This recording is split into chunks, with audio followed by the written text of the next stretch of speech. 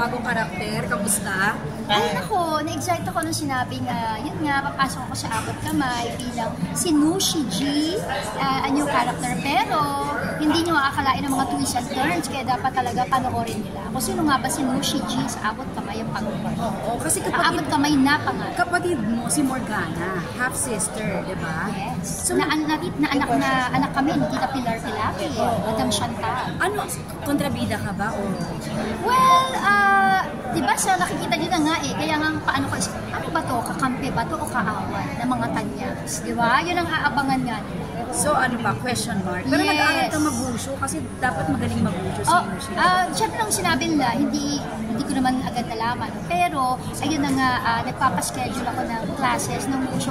Because nakita ko rin, wow, ang ganda for the form, posture, di ba, flexibility. So sabi ko, I think I found my sport. Wow, sport Kasi agad. Chinese. Oo, tsaka total may pagka-Chinese. Hindi, tsaka yung aming sa set, meron talaga kami wushu expert. Lalabas ba ang iyong pagka-kontrabida, pagkataray? Tinitingnan ko kung pwede ipag-combine ng hula hoop sa wushu. Yun nga po, Habang nag-hula hoop. napalitan na po ba yung hula hoop niya ng... Ay, hindi ko siya papalitan dahil dyan ay nakarating na sa UK ang hula hoop ko, di ba? In the different parts of UK, and actually may movie ako gagawin na magugulat sila dahil Nag-hula hoop. parang hanggang doon yata makakarating. So, let's see. Kaya, hindi, a form of exercise at the same time having fun. So, yun ang gusto ko sa hula. Magpakailanman. Ano, kamusta ang... Magpakailanman, this coming Saturday po yan, July 13. Nako, syempre, nung pinipreview nila, sabi nila, grabe, ba't parang, ito talaga ikaw yung nakita namin doon. Sana ma-appreciate Ano ang gagampanan? Actually, yung aming storya ay inaanak, inanakan. Oh my God. So, medyo malalim na, Sensitibo, no? Yes, ang aming storya with Christian Vasquez at kasama yung mga promising actress natin from Sparkle like si Shane Sava and Cheska Fausto. And Tita Tanya Gomez is also with us. Matinding drama. Ay, oo. Iba-ibang levels ng drama.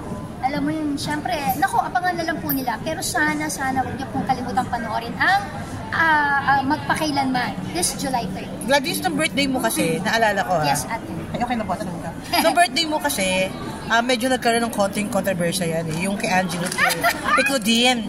Are you hoping na, nagulat ka ba na nasa taas Claudine ng ganon? At si Angelo naman wants to apologize on that, okay? Gulat na gulat. Actually, alam mo, nung nag-birthday ako, naisip ko talaga, gusto ko humingi ng lambing kay Claudine na, pwede ba sa birthday gift?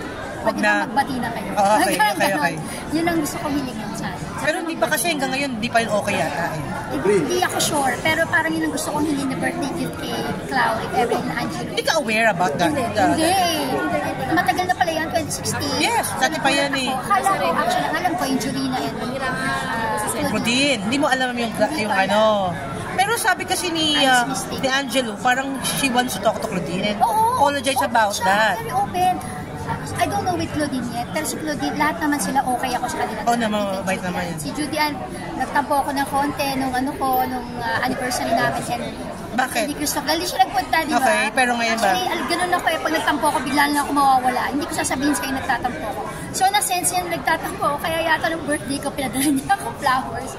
Tapos sabi niya, sis, di mo lang alam kung gano'n nga daw kasaya ng puso niya nung finally nag-text back na ako. Pero nalalang naman ako, isa yun sa pinagtatampo ko yung, matagal na kaibigan pero nakakalimutan yung birthday. Or ano. May ganun talaga. Pero medyo may ganun ako sa cancer very cancer, medyo sensitive. Pero kasi, yung sana lang, sabi ko, it will have been more complete. Kung nandun si Judy, anong anniversary namin? Para kompleto sana, na? Hindi, yun. Para, I know, I don't know. Okay. Yun, di ba? Parang, May mensahe ka po kay Claudine. May mensahe ka kay may message na kay Claude. At kay Angelo. At kay Angelo. I love you, Chloe, and of course, Angelo, Juday, of course. Yung tatlong yan. Pangarap ko pa rin kasama kami sa isang project. Sana maayos. Yes, para maayos. Yes. Salamat.